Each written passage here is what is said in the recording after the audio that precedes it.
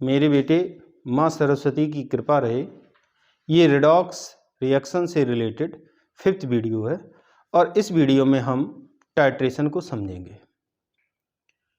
अगर किसी unknown strength वाले सॉल्यूशन की स्ट्रेंथ को नॉन स्ट्रेंथ वाले सॉल्यूशन की मदद से निकाला जाता है तो इसे टाइट्रेशन कहते हैं।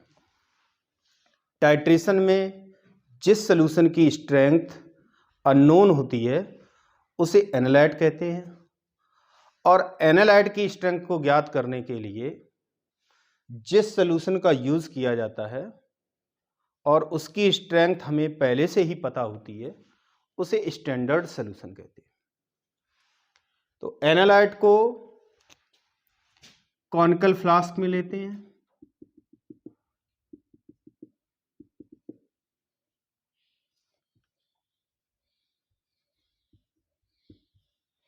और इसका एक पर्टिकुलर वॉल्यूम लिया जाता है with help of pipette. Pipette different volume के होते हैं और ये गिलास की बनी हुई यानी कि कांच की बनी हुई एक ट्यूब होती है जिसका बीच का हिस्सा फूला हुआ होता है। इसमें एक मार्क रहता है और इस पिपेट का जो भी वॉल्यूम होता है वो भी इस पर लिखा होता है। मान लिया हमने 25 ml का पिपेट लिया। पिपेट डिफरेंट वॉल्यूम्स के होते हैं, 2 ml, 5 ml, 10 ml, 15 ml, 20 ml, 25 ml, 50 ml। तो जैसी हमें रिक्वायरमेंट होती है उसी तरीके का हम पिपेट यूज करते हैं। जिस सॉल्यूशन की स्ट्रेंथ हमें निकालनी है, मीन टू से एनालाइट, उसमें हम इसको डिप करते हैं और इस मार्क तक वॉल्यूम को सक करते हैं। उसके बाद इसे बंद करके और इसमें वो वॉल्यूम डाल देते हैं। फिर जिस सॉल्यूशन की हमें स्ट्रेंथ पता होती है उसे ब्यूरेट में लेते हैं, उसे टाइट्रेंट कहते हैं। ब्यूरेट भी ग्लास रॉड होती है जिस पर स्केल बना होता है। हम टाइट्रेंट को धीरे धीरे इसमें ऐड करते हैं। जैसे ही रिएक्शन कंप्लीट होता है इसका एडिशन बंद कर देते हैं और जो भी चेंज इन वॉल्यूम होता है उसको नोट कर लेते हैं। जो टाइट्रेशन होता है वो लॉ ऑफ इक्विवेलेंस को फॉलो करता है और इसके बेसिस पे हम ये कह सकते हैं कि जो टाइट्रेशन होता है वो N1V1 is equal to N2V2। ये टाइट्रेंट का हो गया और ये एनालाइट का हो गया। N1V1 से हमें ग्राम इक्विवेलेंट पता लगते हैं। तो जो टाइट्रेशन होता है वो लॉ ऑफ ग्राम इक्विवेलेंट को फॉलो करता है और उसके according N1V1 is equal to हो जाता है N2V2। हम इसको बाद में डिस्कस करेंगे, लेकिन अभी ये समझ लीजिए कि जो N1 है वो नॉर्मलिटी को रिप्रेजेंट कर रहा है, V1 वॉल्यूम ऑफ एनालाइट को रिप्रेजेंट कर रहा है, N2 नॉर्मलिटी ऑफ टाइट्रेंट को रिप्रेजेंट कर रहा है और V2 वॉल्यूम ऑफ टाइट्रेंट को रिप्रेजेंट कर रहा है। जो टाइट्रेंट हम यूज कर रहे हैं उसकी स्ट्रेंथ हमें पता है, मीन टू से N2 हमें पहले से ही पता है। N1 को हमें निकालना है। V1 हमने नॉन वॉल्यूम इसमें डाला है तो इसका मतलब हुआ कि V1 की वैल्यू भी हमें पता है और V2 हमें इस ब्यूरेट की मदद से पता लग जाएगा। तो N1 हमें निकालना है, V1 की वैल्यू हमें पता है, N2 हमें ऑलरेडी पता था और V2 हमने निकाल लिया। फिर इस इक्वेशन की हेल्प से हम N1 की वैल्यू निकाल सकते हैं। अब प्रॉब्लम एक ये आता है कि जब इसे हम ड्रॉप वाइज इसमें ऐड करेंगे, बूंद बूंद करके डालेंगे, तो रिएक्शन कब कंप्लीट हो गई ये कैसे पता लगेगा? रिएक्शन कंप्लीट होती है तो उसके लिए हम एक पर्टिकुलर सब्सटेंस यूज करते हैं जिसे कहते हैं इंडिकेटर। जैसे ही रिएक्शन कंप्लीट होगी वैसे ही इंडिकेटर का कलर चेंज हो जाएगा और हमें ये पता लग जाता है कि रिएक्शन कंप्लीट हो गई। वैसे ही हम इसका एडिशन बंद कर देते हैं। जो भी चेंज इन वॉल्यूम होता है वही V2 को रिप्रेजेंट करता है।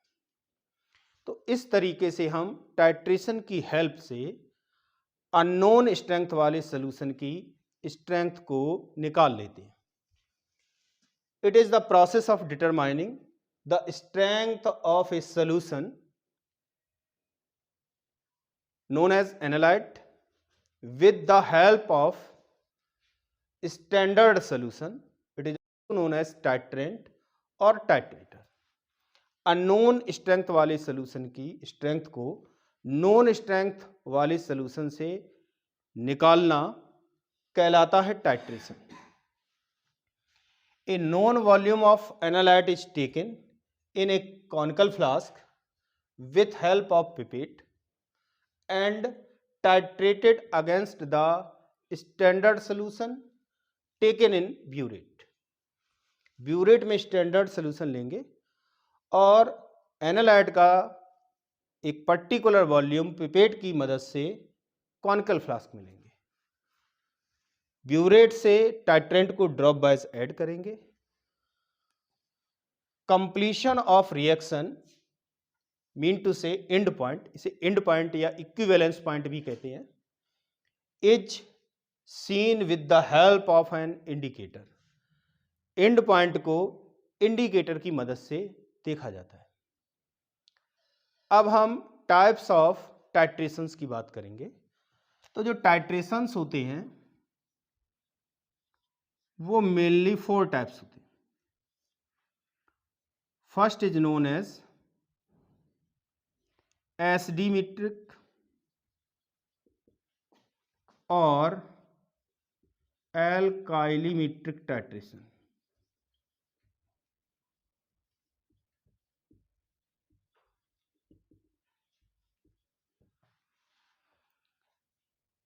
Second type is known as precipitation titration.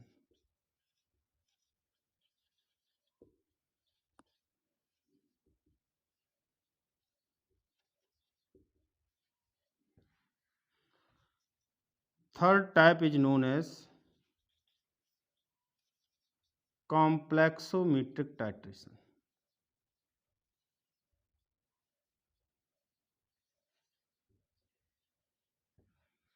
Fourth type is known as redox titration.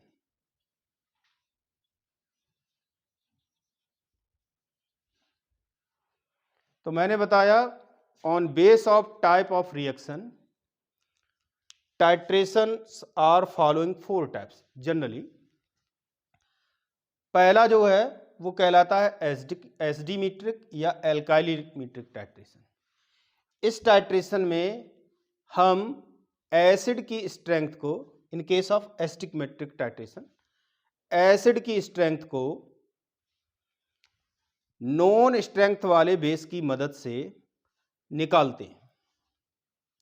उसके लिए हम क्या करते हैं कि एसिड को एक पर्टिकुलर वॉल्यूम में लेकर इसमें डाल देते हैं पिपेट की मदद से। मान लिया हमने 25 ml HCl ले लिया। फिर हम क्या करते हैं कि बेस का एक सॉल्यूशन तैयार करते हैं जिसकी स्ट्रेंथ हमें पता होती है। जो भी हम सॉल्यूशन तैयार करते हैं उसमें बेस की जो अमाउंट ऐड करते हैं वाटर में उसे पहले से कैलकुलेट कर लेते हैं और जो सॉल्यूशन बनेगा बेस का उसको हम ब्यूरेट में भर देते हैं। एसिड HCl वर्सेस NaOH, मान लिया बेस NaOH है, तो इस टाइट्रेशन में हम फिनोल्फ्थलीन इंडिकेटर का यूज करते हैं। फिनोल्फ्थलीन इंडिकेटर बेसिक मीडियम में, जैसे ही मीडियम बेसिक होगा वैसे ही वो डार्क पिंक कलर देता है। तो हम क्या करते हैं, NaOH को इसमें भर दिया जो सॉल्यूशन हमने तैयार किया, और फिनोल्फ्थलीन इंडिकेटर की 3 या 4 ड्रॉप्स इसमें डाल देते हैं। उसके बाद इसको ड्रॉप बैच ऐड करते हैं। जैसे ही सॉल्यूशन का कलर पिंक हो जाए हम समझ लेंगे कि एंड पॉइंट हो गया। लाइट पिंक होने पर ही हम ड्रॉप बैच एडिशन को रोक देते हैं। जो भी चेंज इन वॉल्यूम होगा वो V2 हो जाएगा। N2 हमने NaOH का सॉल्यूशन खुद ही तैयार किया है, तो इसकी स्ट्रेंथ हमें पता है, मीन टू से इसकी नॉर्मलिटी हमें पहले से ही पता है। V1 इस केस में हमने 25 ml लिया था, तो उससे हम N1 को कैलकुलेट कर लेते हैं।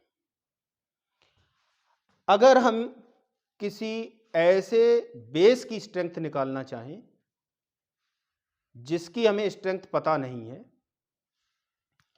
तो उसके लिए हम ऐसा एसिड यूज करेंगे जिसकी स्ट्रेंथ हमें पता होगी।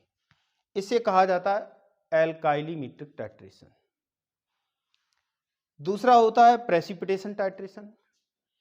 इसमें हम जिस सॉल्यूशन की स्ट्रेंथ निकालनी है, जिस कंपाउंड की स्ट्रेंथ निकालनी है, उसकी स्ट्रेंथ को निकालने के लिए इनसॉल्युबल सॉल्ट फॉर्मेशन, या इसी को कहेंगे प्रेसिपिटेट फॉर्मेशन, प्रेसिपिटेट बनाएंगे, और उसके बाद इसी तरीके से प्रॉपर इंडिकेटर का यूज करके जो स्ट्रेंथ हमें अननोन है उसको हम मेजर कर लेंगे। अगला कहलाता है कॉम्प्लेक्सोमेट्रिक टाइट्रेशन। कॉम्प्लेक्सोमेट्रिक टाइट्रेशन का यूज तब किया जाता है जब हमें मेटल आयंस का कंसंट्रेशन निकालना होता है। मेटल आयंस के कंसंट्रेशन को निकालने के लिए हम एक पर्टिकुलर सब्सटेंस के साथ उसकी रिएक्शन कराएंगे जिससे कि कॉम्प्लेक्स बन सके, और एंड पॉइंट को निकालने के लिए एप्रोप्रिएट इंडिकेटर का यूज करते हैं। और फोर्थ टाइप ऑफ टाइट्रेशन है रिडॉक्स टाइट्रेशन। इसमें रिडॉक्स रिएक्शन की मदद से हम अननोन सॉल्यूशन की स्ट्रेंथ निकालते हैं। हम लोगों के कोर्स में रिडॉक्स टाइट्रेशन ही है, इसे हम डिटेल में पढ़ेंगे। मेरे बेटे, अब हम रिडॉक्स टाइट्रेशन क्या होता है ये समझेंगे। रिडॉक्स टाइट्रेशन का मतलब होता है ऐसा टाइट्रेशन जिसमें रिडॉक्स रिएक्शन का यूज किया जाए। मतलब हम अननोन सब्सटेंस की स्ट्रेंथ को निकालेंगे और जो रिएक्शन होगी वो रिडॉक्स होगी। रिडॉक्स टाइट्रेशन 3 तरीके के होते हैं। पहला कहलाता है परमैंगनेट टाइट्रेशन, दूसरा कहलाता है डाइक्रोमेट टाइट्रेशन, और तीसरा होता है आयोडीमेट्री एंड आयोडोमीट्रिक टाइट्रेशन। तो जो पहला टाइट्रेशन है परमैंगनेट टाइट्रेशन, इसमें हम पोटेशियम परमैंगनेट का स्टैंडर्ड सॉल्यूशन बनाते हैं और एसिडिक मीडियम में पोटेशियम परमैंगनेट ऑक्सीडाइजिंग एजेंट का काम करता है। तो जो रिड्यूसिंग एजेंट होगा उसे लेकर के उसके नॉन वॉल्यूम को हम कॉनिकल फ्लास्क में डाल देते हैं। मान लिया कि फेरस सल्फेट का सॉल्यूशन है और इसकी स्ट्रेंथ हमें निकालनी है। फेरस सल्फेट को पोटेशियम परमैंगनेट फेरिक सल्फेट में कन्वर्ट करता है। इस रिएक्शन में FeSO4 रिडक्टेंट होता है और KMnO4 का जो स्टैंडर्ड सोल्यूशन होता है उसे हम ब्यूरेट में भरते हैं। तो जो KMnO4 है वो ऑक्सीडाइजिंग एजेंट का काम करता है। जब रिएक्शन कंप्लीट हो जाएगी तो उस समय जो KMnO4 है वो वॉयलेट कलर का होता है। जैसे ही उसकी एक्सेस होगी आफ्टर न्यूट्रलाइजेशन, या ये कहें कि एंड पॉइंट के बाद जैसे ही एक दो ड्रॉप KMnO4 की इसमें आएंगी वैसे ही ये पिंक कलर का हो जाएगा। यानी कि इस टाइट्रेशन में KMnO4 सेल्फ इंडिकेटर का काम करता है। जब हम FeSO4 का नॉन वॉल्यूम लेते हैं तो इसमें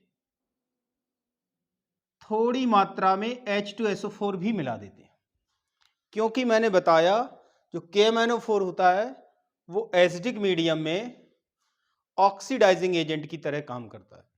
तो हम FeSO4 का नॉन वॉल्यूम कॉनिकल फ्लास्क में ले लेंगे, इसमें थोड़ा H2SO4 मिला देंगे, फिर हम ब्यूरेट में KMnO4 का ऐसा सलूशन भरेंगे जिसकी स्ट्रेंथ हमें पता हो, यानी कि KMnO4 स्टैंडर्ड सलूशन की तरीके से यूज किया जाता है। हम ड्रॉप वाइज ऐड करेंगे और जैसे ही लाइट पिंक कलर मिलेगा वही एंड पॉइंट होगा और हम ड्रॉप वाइज एडिशन को रोक देंगे। जो वॉल्यूम चेंज होगा वो मैंने बताया था N1V1 इज इक्वल टू होता है N2V2। ये KMnO4 है और ये हमने मान लिया FeSO4 का है। तो KMnO4 की स्ट्रेंथ हमें पता है, यानी कि नॉर्मलिटी पता है। वॉल्यूम जो भी यहां पर चेंज होगा वो हम नोट कर देंगे और N2 अननोन है उसी को निकालना है और V2 वो वॉल्यूम होगा जो हम इस कॉनिकल फ्लास्क में लेंगे। N1 हमें पता है, V1 पता है, N2 पता नहीं है और V2 हमें पता है, तो हम N2 को इसकी मदद से कैलकुलेट कर लेंगे। ये इक्वेशन N2 की वैल्यू देगा। तो ये तो रहा परमैंगनेट टाइट्रेशंस के बारे में। इसमें मैंने बताया KMnO4 acts as oxidizing agent in acidic medium.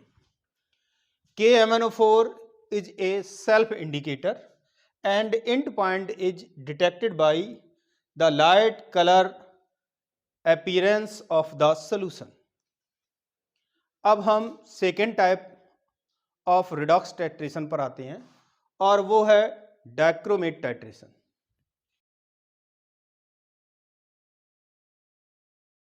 अब हम second type of redox titration को समझेंगे और वो है डाइक्रोमेट टाइट्रेशन। पोटेशियम डाइक्रोमेट यानी कि K2Cr2O7 एसिडिक मीडियम में ऑक्सीडाइजिंग एजेंट की तरह काम करता है। तो जिस रिड्यूसिंग एजेंट का कंसंट्रेशन अननोन होगा उसे हम कॉनिकल फ्लास्क में लेंगे और उसमें थोड़ा सा एसिड ऐड करेंगे। K2Cr2O7 की नॉन स्ट्रेंथ वाले सॉल्यूशन को ब्यूरेट में फिल करेंगे और जो रिडॉक्स रिएक्शन होगी उससे एंड पॉइंट निकालेंगे।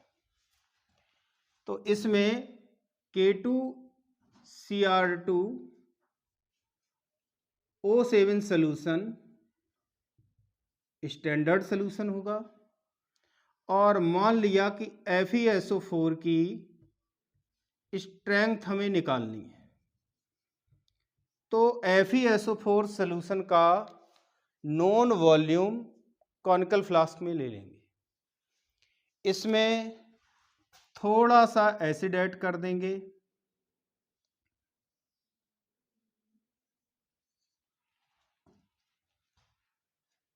जिससे कि मीडियम एसिडिक हो जाए। K2Cr2O7 स्पेसिफिक कलर चेंज नहीं शो करता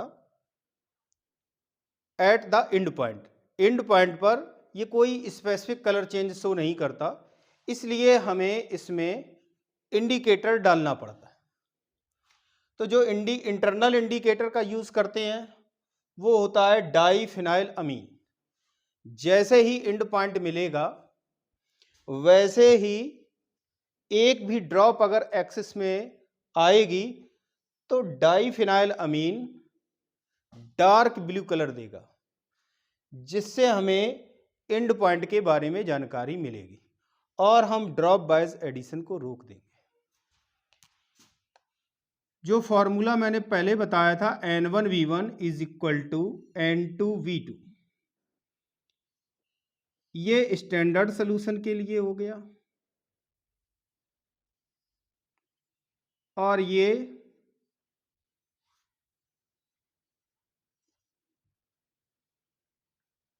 FeSO4 सॉल्यूशन के लिए, FeSO4 सॉल्यूशन के लिए हो। तो N1 हमें पहले से पता होगा, V1 वो वॉल्यूम होगा जो एंड पॉइंट तक इससे सॉल्यूशन में रन करेगा। तो इसमें जो भी चेंज ऑफ वॉल्यूम होगा वो V1 को शो करेगा। N2 हमें निकालना था और V2 वो वॉल्यूम होगा जो हम कॉनिकल फ्लास्क में FeSO4 का पिपेट की मदद से लेंगे। इस टाइट्रेशन में डाइफिनाइल अमीन इंटरनल इंडिकेटर का काम करता है। अगर हम पोटेशियम फेरिसाइनाइड सॉल्यूशन का यूज करें तो वो एक्सटर्नल इंडिकेटर की तरह काम करता है। अगर हम पोटेशियम फेरिसाइनाइड सॉल्यूशन का यूज करते हैं एंड पॉइंट जानने के लिए, तो इसके लिए हम क्या करते हैं, एक टाइल पर इंडिकेटर ड्रॉप को रख देते हैं। कई ड्रॉप्स एक वाइट कलर के टाइल पर रख देंगे, फिर हम इसमें सॉल्यूशन रन करेंगे और बीच बीच में रनिंग को रोककर इससे ग्लास रॉड की मदद से ड्रॉप निकालकर और जो टाइल पर इंडिकेटर की ड्रॉप रखी उस पर रखेंगे। जैसे ही फर्स्ट टाइम ब्लू कलर मिलता है वही एंड पॉइंट होता है। तो इस टाइट्रेशन में पोटेशियम फेरोसाइनाइड का अगर यूज करते हैं तो वो एक्सटर्नल इंडिकेटर की तरह काम करता है और जैसे ही फर्स्ट टाइम ब्लू कलर मिलता है तो हम मान लेते हैं कि अब एंड पॉइंट आ गया और एंड पॉइंट पर जो भी K2Cr2O7 का वॉल्यूम यूज होता है उसे पहले की तरीके से इस इक्वेशन की हेल्प से हम N2 की वैल्यू निकाल लेते हैं। तो ये तो रहा डाइक्रोमेट टाइट्रेशन। अब हम आइडिमेट्रिक और आइडोमेट्रिक टाइट्रेशन को समझेंगे। मेरे बेटे, अब हम third type of redox titration पर आते हैं और ये है आइडोमेट्रिक एंड आइडिमेट्रिक टाइट्रेशन। तो सबसे पहले हम आइडिमेट्रिक टाइट्रेशन को समझेंगे। ऐसा टाइट्रेशन जिसमें आयोडीन के स्टैंडर्ड सॉल्यूशन का यूज किया जाए वो कहलाता है आइडिमेट्रिक titration. when iodine solution is used in titration it is called iodometric titration. जो आयोडीन होगी वो ऑक्सीडेंट का काम करती है, यानी कि रिड्यूसिंग सब्सटेंस को ऑक्सीडाइज करेगी। और दूसरे होते हैं आयोडोमेट्रिक टाइट्रेशन। इसमें हम आयोडाइड सॉल्ट की मदद से आयोडीन बनाएंगे और फिर उस आयोडीन का आइडेंटिफिकेशन करेंगे। When iodine is liberated from any iodide salt during titration, it is called आयोडोमेट्रिक titration. इस टाइट्रेशन में आयोडाइड सॉल्ट का यूज किया जाता है। तो जो आयोडाइड आयन होंगे सॉल्ट के डिसोसिएशन से, आयोडाइड सॉल्ट के डिसोसिएशन से आयोडाइड आयन मिलेंगे और वो आयोडाइड आयन अपना इलेक्ट्रॉन दे करके आयोडीन में कन्वर्ट होंगे और जो वो इलेक्ट्रॉन देंगे वो किसी ना किसी दूसरे सब्सटेंस को रिड्यूस करेगा। इसलिए इस टाइट्रेशन में आयोडाइड आयन रिड्यूसिंग एजेंट या रिडक्टेंट की तरह काम करता है। जो आयोडीमेट्रिक टाइट्रेशन होते हैं उसमें आयोडीन ऑक्सीडाइजिंग एजेंट की तरह काम करता है और जो आयोडोमेट्रिक टाइट्रेशन होते हैं इसमें आयोडाइड आयन रिड्यूसिंग एजेंट की तरह काम करता है। आयोडीमेट्रिक टाइट्रेशन में आयोडीन का स्टैंडर्ड सॉल्यूशन यूज किया जाता है। तो जो भी रिड्यूसिंग सब्सटेंस होगा जिसका कि हमें कंसंट्रेशन निकालना है उसको कॉनिकल फ्लास्क में ले लेते हैं।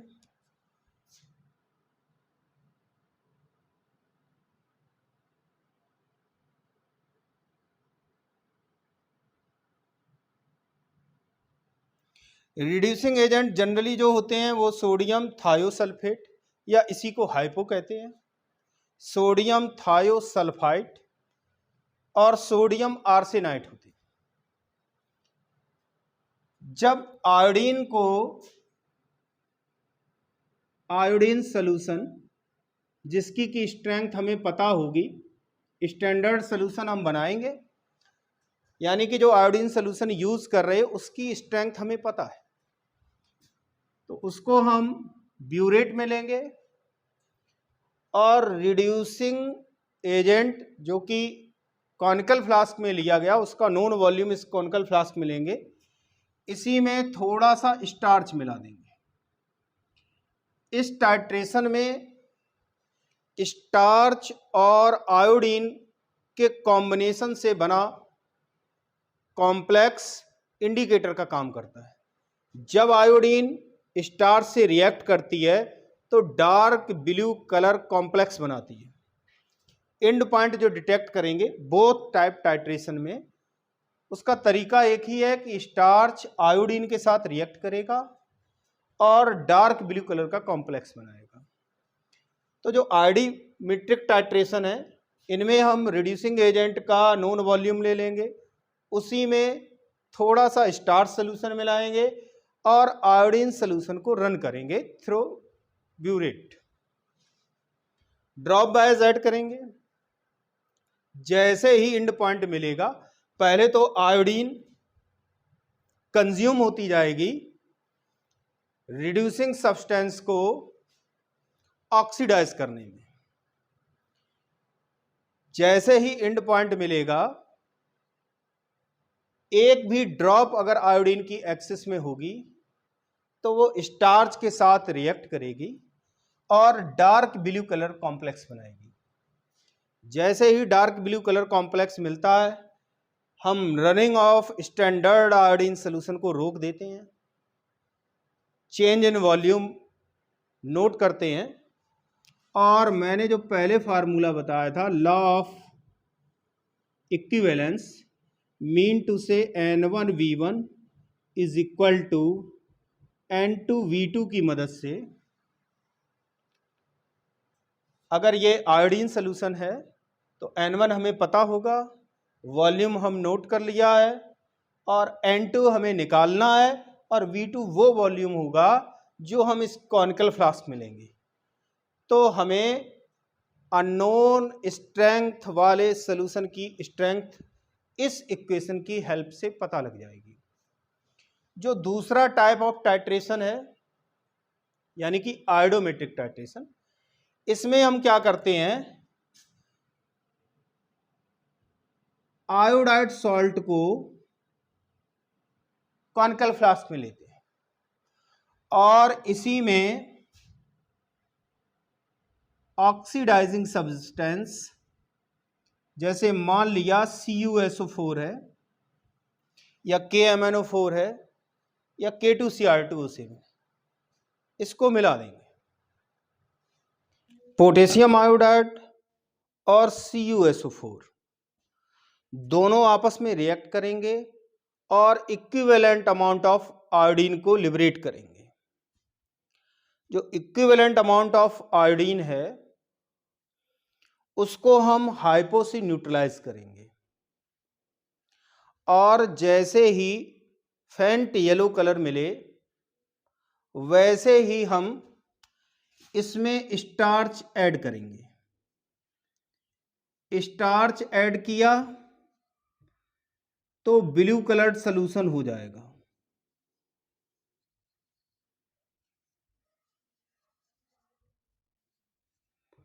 और फिर इसमें हम हाइपो तब तक ऐड करते हैं जब तक कि जो ये ब्लू कलर्ड सॉल्यूशन है ये कलरलेस ना हो जाए।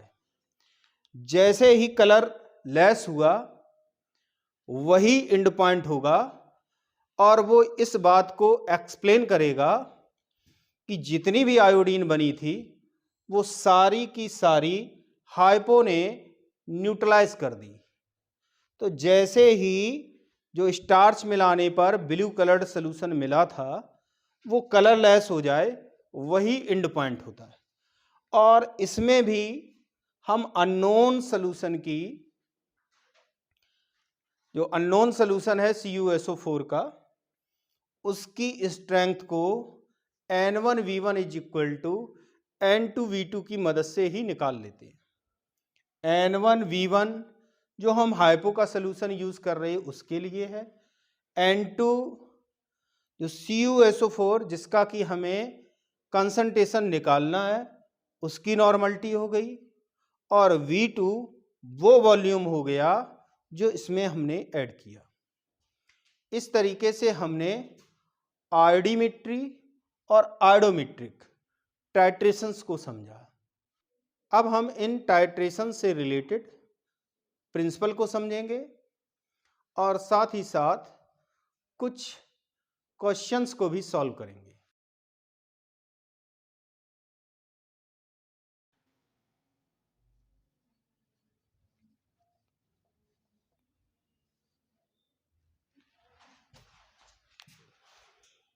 अब हम प्रिंसिपल ऑफ टाइट्रेशन को समझेंगे। जो टाइट्रेशन होते हैं वो लॉ ऑफ केमिकल इक्विवेलेंस को फॉलो करते हैं।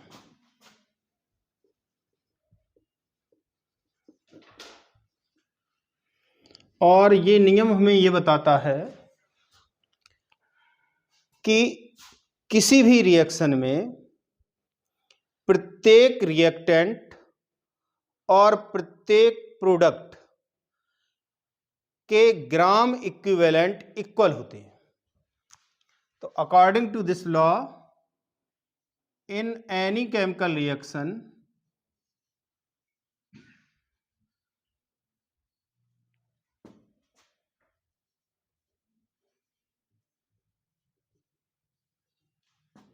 gram equivalents of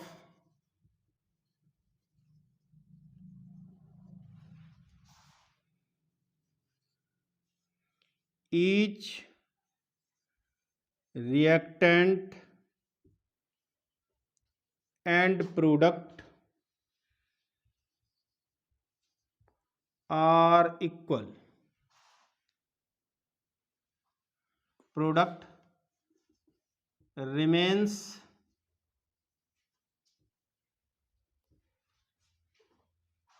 equal. कोई भी रिएक्शन हो उसमें रिएक्टेंट और प्रोडक्ट, कोई भी रिएक्टेंट हो कोई भी प्रोडक्ट हो, सभी के ग्राम इक्विवेलेंट इक्वल होते हैं। अब ग्राम इक्विवेलेंट क्या होता है उसे बाद में समझेंगे, पहले हम इक्विवेलेंट मास को समझते हैं। तो equivalent mass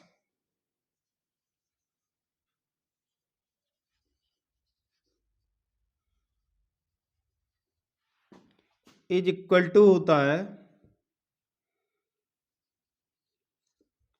molar mass upon n factor. N factor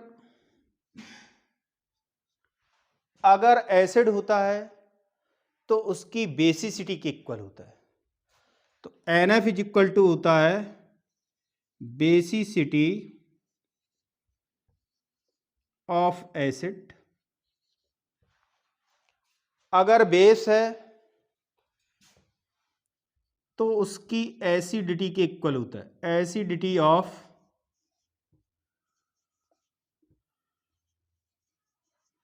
base.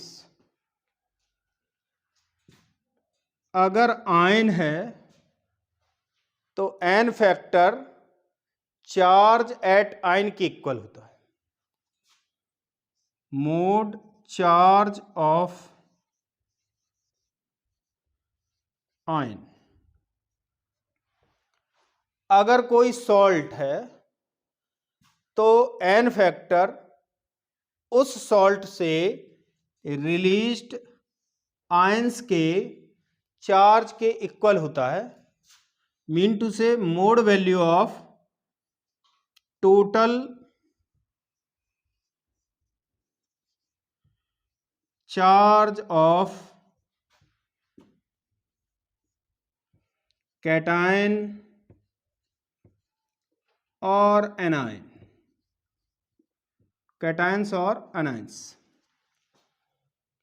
तो जो एन फैक्टर है उसकी वैल्यू सॉल्ट के केस में या तो हम टोटल चार्ज ऑफ कैटायंस पता लगा लें या टोटल चार्ज ऑफ एनायंस पता लगाएं। बेसिसिटी ऑफ एसिड का मतलब होता है कोई भी एसिड जितने प्रोटॉन देता है इन द रिएक्शन, उसी को कहते हैं basicity of acid. Acidity of base का मतलब होता है कोई भी बेस जितने हाइड्रोक्सिल आयन रिलीज करता है वो उसकी एसिडिटी कहलाती है। जैसे NaOH है तो उसके लिए एन फैक्टर 1 हो जाएगा, क्योंकि NaOH केवल एक हाइड्रोक्सिल आयन देगा। इसी तरीके से CaOH होल ट्वाइस है तो इसके लिए एन फैक्टर 2 होगा, क्योंकि इसके डिसोसिएशन से हमें 2 हाइड्रोक्सिल आयन मिलेंगे। तो ये तो रहा acidity of base. Basicity of acid में अगर हम एग्जाम्पल देखें तो HCl की बेसिसिटी 1 होगी, क्योंकि ये डिसोसिएट होकर 1 प्रोटॉन देगा। अगर हम H2SO4 की बेसिसिटी देखें तो वो 2 होगी, क्योंकि H2SO4 के डिसोसिएशन से 2 प्रोटॉन्स मिलेंगे। चार्ज एट आयन, कोई भी आयन हो उस पर जो चार्ज होगा उसकी मोड वैल्यू एन फैक्टर को रिप्रेजेंट करेगी। Total charge of cation and anion, जैसे Na2SO4 है, जब इसका एक मॉलिक्यूल डिसोसिएट होगा तो 2Na प्लस बनेगा और SO4 2 माइनस बनेगा। कैटायन का अगर चार्ज देखें तो टोटल प्लस 2 यूनिट होगा। एनायन का अगर चार्ज देखें -2 यूनिट होगा और उसका मोड लेंगे तो 2 आ जाएगा। इस तरीके से जो एन फैक्टर है उसकी वैल्यू Na2SO4 के लिए 2 होगी।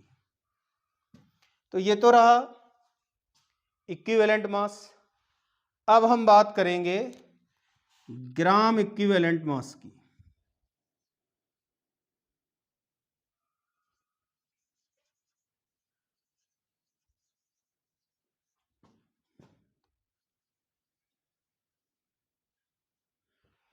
Gram equivalent mass, mass of substance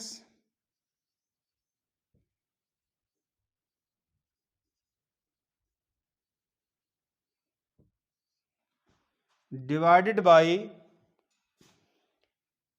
equivalent mass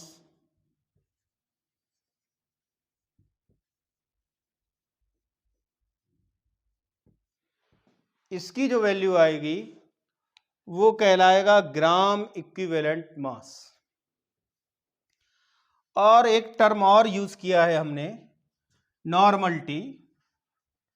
तो जो नॉर्मलिटी होती है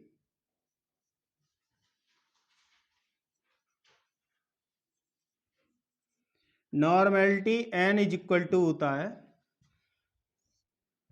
gram equivalent upon volume in litre, और ग्राम इक्विवेलेंट हो जाएगा mass of substance upon equivalent mass of substance into volume.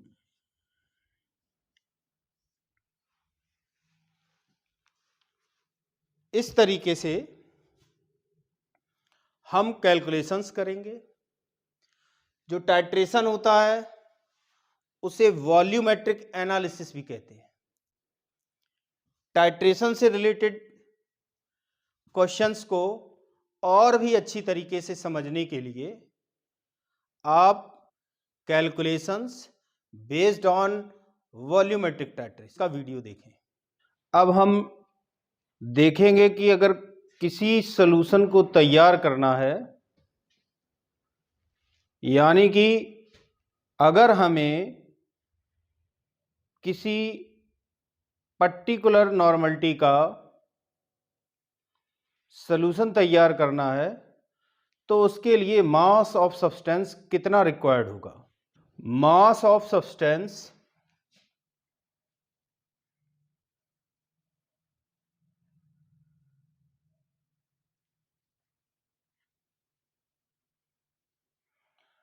W = होता है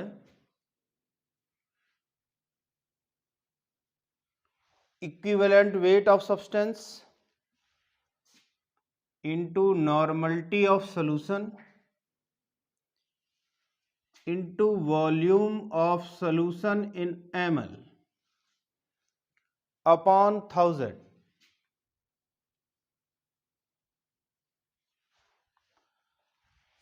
अगर हम किसी सॉल्यूशन का डिल्यूशन करते हैं तो अगर इनिशियल नॉर्मलिटी n1 है और इनिशियल वॉल्यूम v1 है और इसको हमने v2 वॉल्यूम तक डाइल्यूट किया, तो इस सॉल्यूशन की अगर नॉर्मलिटी n2 होगी तो दोनों के बीच में जो रिलेशन होगा वो होगा n1v1 = n2v2। इस तरीके से हमने जो फॉर्मूलीज बताए उनके बेसिस पर हम वॉल्यूमेट्रिक एनालिसिस के कैलकुलेशंस को सॉल्व करते हैं। अब हम क्वेश्चन देखेंगे। जो क्वेश्चन दिया गया है उसमें लिखा है find the mass of oxalic acid to form 250 ml N/25 oxalic acid. Solution: find the volume of N/10 KOH solution which can be neutralized by the solution of oxalic acid. हमें oxalic acid का 250 ml NY25 solution बनाना है। इस solution के लिए oxalic acid के required मास को calculate करना है। तो सबसे पहले हम equivalent mass of oxalic acid को कैलकुलेट करेंगे, क्योंकि हमें पता है जो रिक्वायर्ड मास होता है W वो EnV/1000 होता है। तो equivalent mass of oxalic acid, oxalic acid का फॉर्मूला होता है COOH 0.2H2O, या इसी को लिखें तो लिख सकते हैं H2C2O4.2H2O. E will be equal to molar mass upon N factor. ये डाई बेसिक एसिड है, इसलिए इसका N फैक्टर हो जाएगा 2।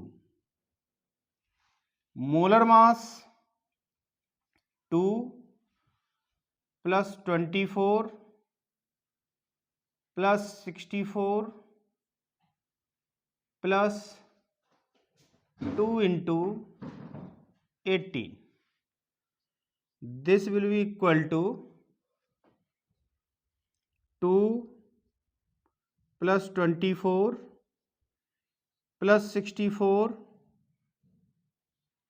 + 36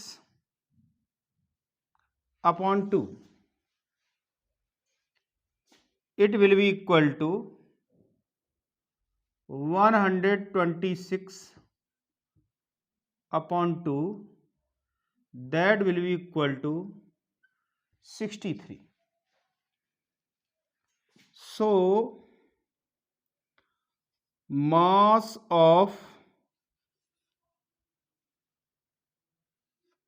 oxalic acid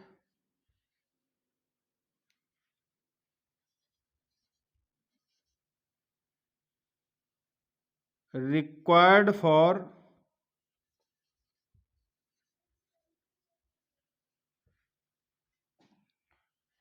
250 ml N/25 oxalic acid solution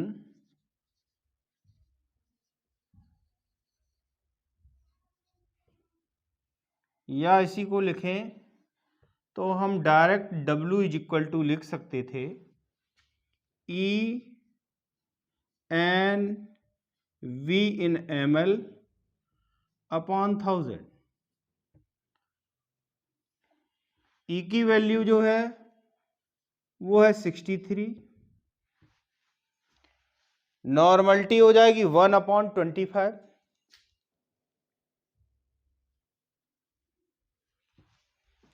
volume ml में दिया गया है 250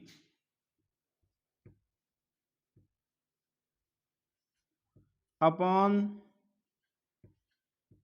1000। इसे सॉल्व करेंगे तो ये आ जाएगा 0.63 ग्राम। यानी कि हमें जो सॉल्यूशन तैयार करना है उसके लिए जो ऑक्सैलिक एसिड रिक्वायर्ड होगा वो होगा 0.63 ग्राम। इसे वे करेंगे और 250 ml में डिसॉल्व करेंगे, जिससे हमें NY25 ऑक्सैलिक एसिड सॉल्यूशन मिल जाएगा। फिर हमें N/10 KOH का वो वॉल्यूम निकालना है जो इस सॉल्यूशन से, ऑक्सैलिक एसिड के इस सॉल्यूशन से न्यूट्रलाइज होगा। तो हमें पता है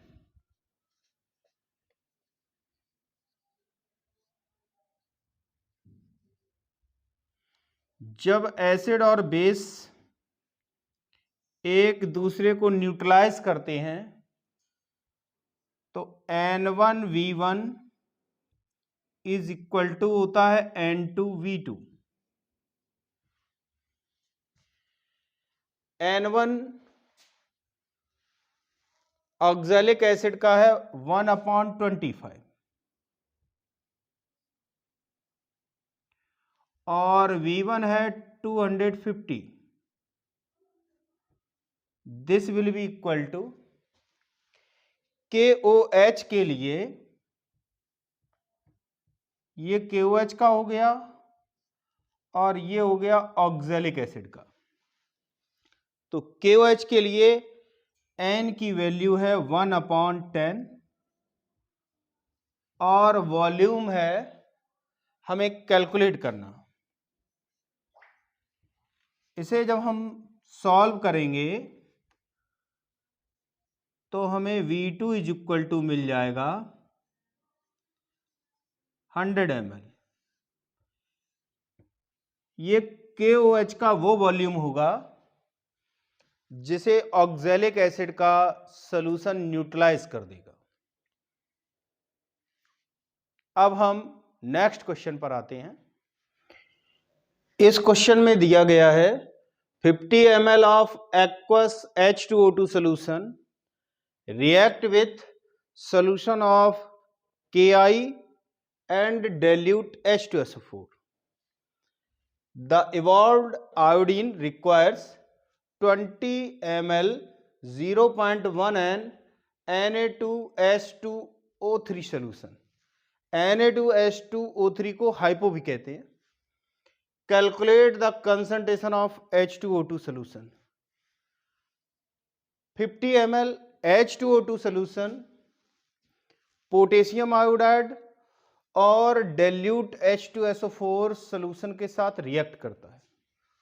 उससे जो आयोडीन निकलती है वो 20 ml 0.1 N हाइपो सॉल्यूशन से रिएक्ट करती है। हमें H2O2 सॉल्यूशन का कंसंट्रेशन निकालना है।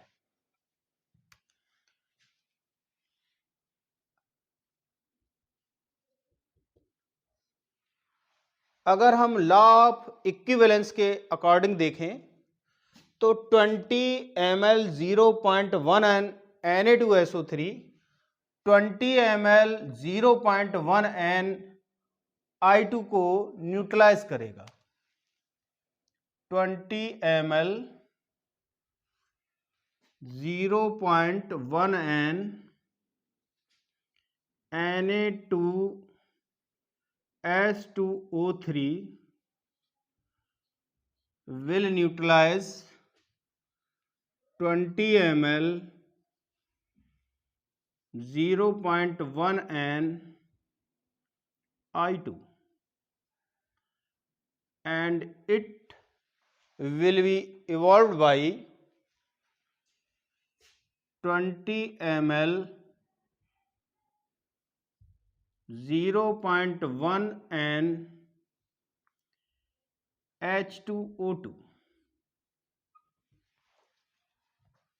So the mass of H2O2, अब अगर हम इससे मास ऑफ H2O2 को कैलकुलेट करें जो इस रिएक्शन में यूज हो रहा है, तो उसके लिए हमने फॉर्मूला बताया था कि अगर H2O2 का मास कैलकुलेट करेंगे तो W इज इक्वल टू होता E NV अपॉन 1000। E जो है वो इक्विवेलेंट मास ऑफ H2O2 होगा। अगर हम H2O2 का इक्विवेलेंट मास निकालना चाहें तो वो हो जाएगा molar mass of H2O2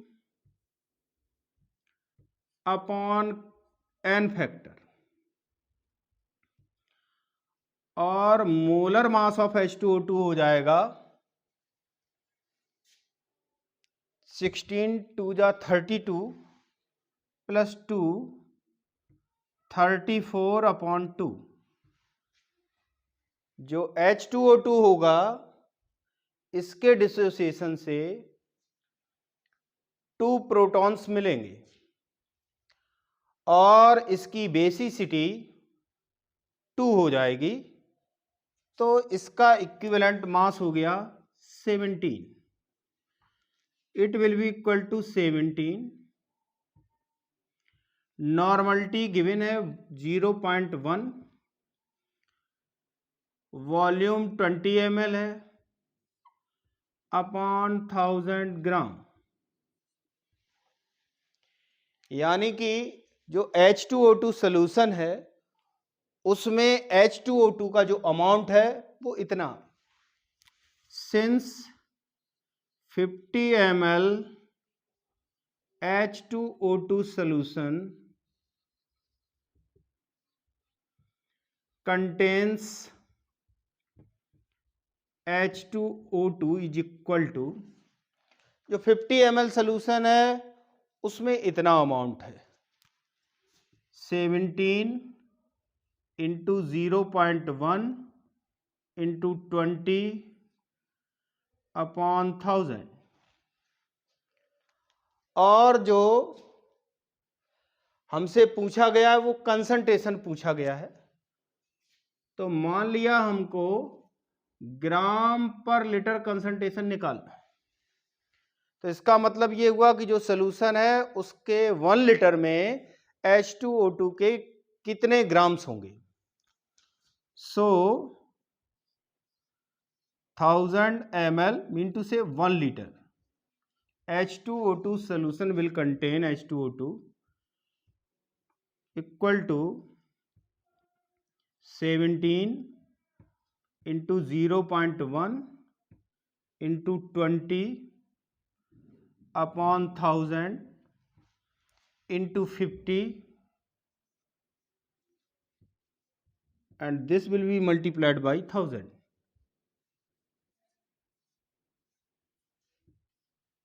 It will be equal to 3.4 upon 5. On solving, we get 0.68 ग्राम पर litre. This is the required answer. ये तो रहा calculations based on titration. Titration को वॉल्यूमेट्रिक एनालिसिस भी कहते हैं, और वॉल्यूमेट्रिक एनालिसिस को बहुत अच्छी तरीके से समझने के लिए आप calculations based on volumetric analysis video को देखें।